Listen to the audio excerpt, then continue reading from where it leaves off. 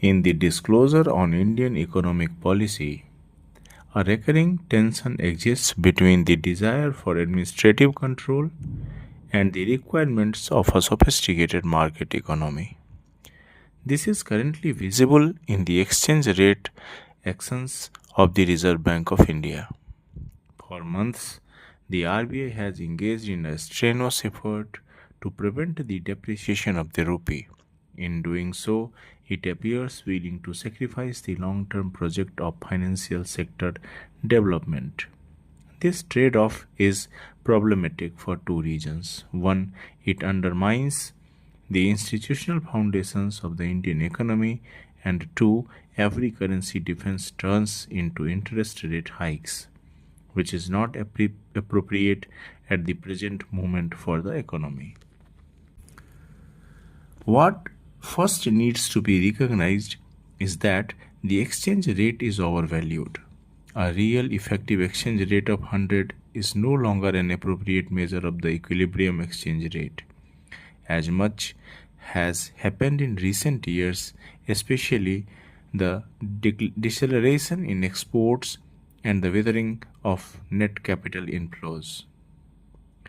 To re-establish balance of payments equilibrium, the exchange rate needs to depreciate. India is no longer the closed, simple economy of the 1970s, but a large, complex system with deep international linkage.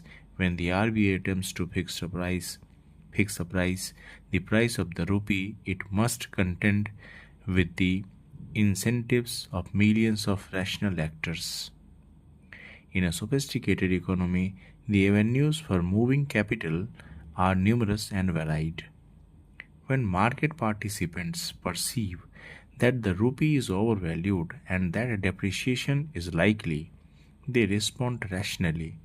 Exporters choose to keep their revenues in foreign accounts for as long as possible.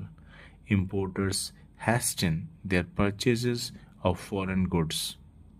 Individuals and firms seek to diversify their portfolios by acquiring foreign assets or gold. These actions are logical risk management responses by households and firms seeking to protect their net worth. The scale of these private sector responses is vast. The combined decisions of millions of participants dwarf the capacity of the RBI to intervene through administrative restrictions or the sale of reserves. When the RBI attempts to regain control by hitting at financial development by restricting certain types of trades, closing market segments, or increasing the compliance burden on capital flows, it does not stop the underlying pressure on the currency.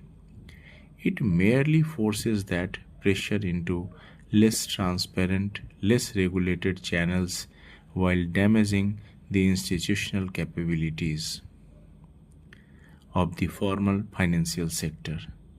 To truly stop a currency from falling, the central bank must make holding that currency more attractive by raising interest rates. The RBI has ruled out interest rate increase for now, but this reticence cannot hold because the impossible trinity mandates that a country with a fixed exchange rate and an open capital account cannot run an independent monetary policy. Ultimately, if the defense of the currency is sustained, interest rate hikes will need to follow.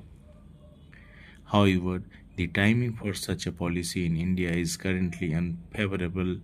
The economy faces headwinds, aggregate demand is under pressure due to a slowdown in exports and a softening of remittance flows, a traditional pillar of support for the current account simultaneously.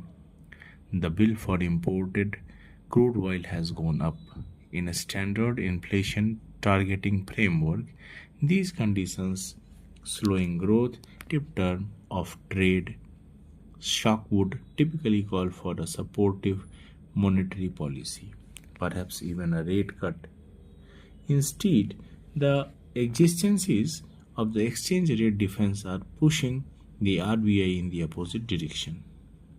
We have seen this movie before. On January 16, 1998, in the midst of the Asian financial crisis, the RBI raised interest rates by 200 basis points in a single day to defend the rupee. While the currency was monetarily stabilized, the shock to the real economy was severe.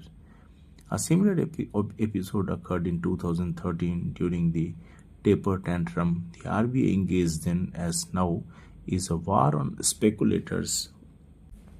What began as an attempt to restrict financial markets rapidly morphed into an interest rate defense. The resulting spike in rates contributed to a slowdown in corporate investment and exacerbated a burgeoning corporate debt crisis.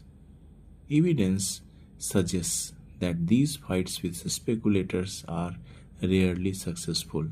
An examination of emerging market responses to the 2013 crisis reveals a remarkable fact.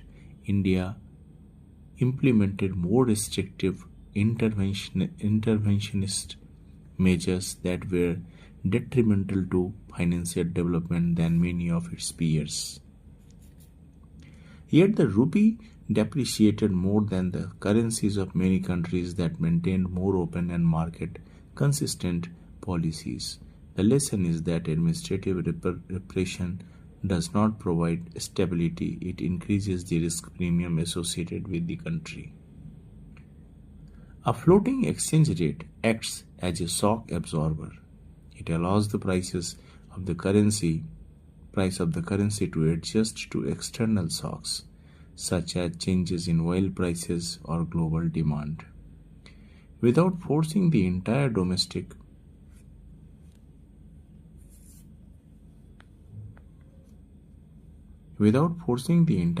economy to adjust through painful changes in interest rates or employment. Inflation targeting provides a nominal anchor, ensuring that the central bank remains focused on domestic price stability rather than being distracted by the impossible task of managing a specific exchange rate level. It is therefore disappointing to observe the regression in RBI policy, which treats the financial sector as a set of taps that can be turned off and on at the whim of the regulator to achieve a short-term price target. This approach ignores the reality of how capable financial institutions emerge. Financial development requires decades of consistent rule of law based policies.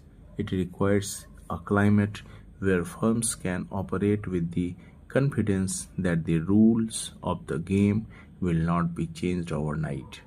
When the regulator periodically breaks the market to defend the exchange rate, it destroys the incentive for private firms to invest resources in their capabilities. A central bank operating with framework not aligned with market realities is problematic for an aspiring global economic power. In this landscape, the Ministry of Finance must reclaim its role. It must recognize that damaging financial development and raising interest rates at the wrong point in the business cycle are detrimental to the long-term growth prospect of the country. As the ultimate custodian of the agenda for economic growth, it must look at the bigger picture.